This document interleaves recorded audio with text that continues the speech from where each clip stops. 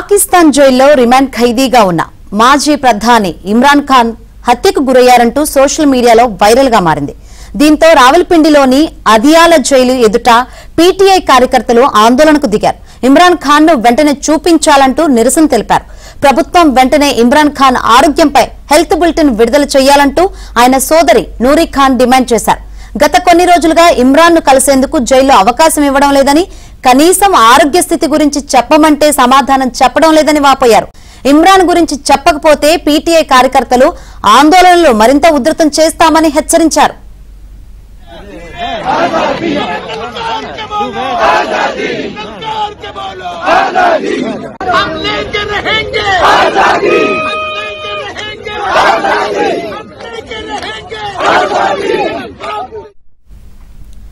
మరిన్ని వివరాలు అందించేందుకు మా క్రైమ్ ఇన్ఛార్జ్ ప్రవీణ్ లైవ్ ద్వారా సిద్ధంగా ఉన్నారు.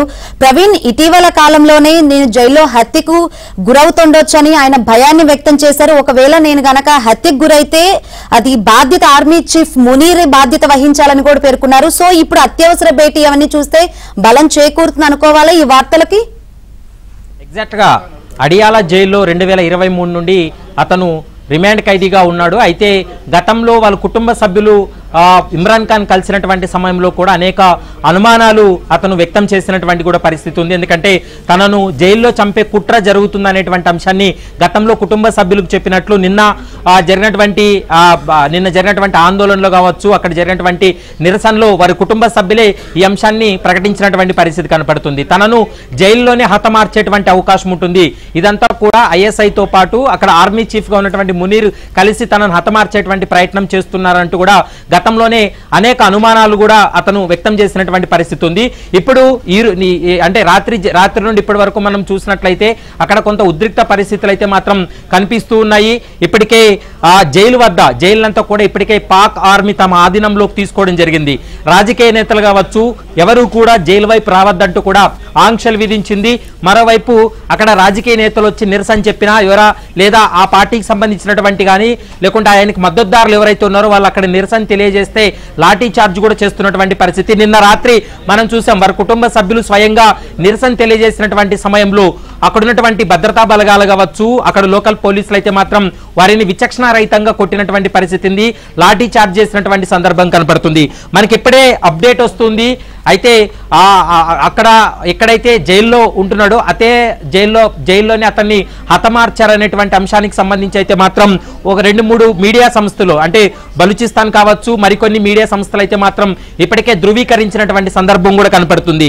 మరోవైపు దీనికి అంతటికీ కారణం ఖచ్చితంగా ఐఎస్ఐ కావచ్చు, మరోవైపు పాక్ ఆర్మీ చీఫ్ గా ఉన్నటువంటి మునీర్ వీరే కలిపే అతన్ని హతమార్చారనేటువంటి అంశాన్ని అయితే మాత్రం పాకిస్తాన్ లో ఉన్నటువంటి చాలా మంది మద్దతుదారులు, ఆ పార్టీకి సంబంధించినటువంటి కార్యకర్తలు, వారి కుటుంబ సభ్యులు కూడా అనుమానం వ్యక్తం చేస్తున్నారు. కొద్ది నిమిషాల క్రితమే అధికారుల సమావేశం కొనసాగుతుంది. అధికారుల సమావేశం అనంతరం ఈ అంశానికి సంబంధించి కూడా పాకిస్తాన్ ప్రభుత్వం అధికారికంగా వెల్లడించే అవకాశం ఉంటుంది. అయితే పాకిస్తాన్ లో ఉన్నటువంటి అధికారులు కావచ్చు, జైలు అధికారులు అయితే మాత్రం ఇమ్రాన్ ఖాన్ బతికే అనేటువంటి అంశాన్ని చెప్తున్నప్పటికీ కూడా కొన్ని సోషల్ మీడియాలో వైరల్ అవుతున్నటువంటి కొన్ని ఫోటోలు కావచ్చు, వీడియోలు చూస్తే మాత్రం ఖచ్చితంగా అతన్ని హతమార్చారనేటువంటి అనుమానాలు బలపడినట్లు మనకు స్పష్టంగా అర్థమవుతుంది. మరోవైపు ఇందులో మరొక కీలకమైనటువంటి అంశం ఏంటంటే పాకిస్తాన్ లో ఉన్నటువంటి ఖైబర్ అనేటువంటి ప్రాంతానికి, ఆ రాష్ట్రానికి సీఎం గా ఉన్నటువంటి అఫ్రీది అనేటువంటి వ్యక్తి అక్కడికి వెళ్ళినటువంటి సమయంలో కూడా అక్కడ ఉన్నటువంటి భద్రతా దళాలు కావచ్చు, స్థానిక పోలీసులు అతన్ని అనుమతించకపోవడం, దాదాపు 7 సార్లు ప్రయత్నం చేసినప్పటికీ కూడా అనుమతించట్లేదు అనేటువంటి అంశాన్ని స్వయంగా అతను వెల్లడించినటువంటి పరిస్థితి కనపడుతుంది. మరోవైపు 2023 ఆగస్టు నుంచి ఇమ్రాన్ ఖాన్ జైల్లో ఉంటే వారి కుటుంబ సభ్యులు కావచ్చు, అతనికి సంబంధించినటువంటి వ్యక్తులు కలుస్తూ వస్తున్నారు. కానీ గత 22 రోజులుగా వ్యక్తిగతంగా ఎవరిని కలవకుండా ఆంక్షలు విధించారు. మరోవైపు ఇమ్రాన్ ఖాన్ యొక్క ఆరోగ్య పరిస్థితి కావచ్చు, అతని పరిస్థితి జైల్లో ఎలా ఉందనే అంశానికి సంబంధించి జైలు అధికారుల నుండి ఎలాంటి సమాచారం లేదు. కాబట్టి చాలా అనుమానాలకు తావిస్తుంది. మరోవైపు పాకిస్తాన్ లో కూడా పెద్ద ఎత్తున ఆందోళనలు ఉధృతంగా కొనసాగుతున్నటువంటి పరిస్థితి అయితే కనపడుతుంది. Shankari, right, thank you Praveen.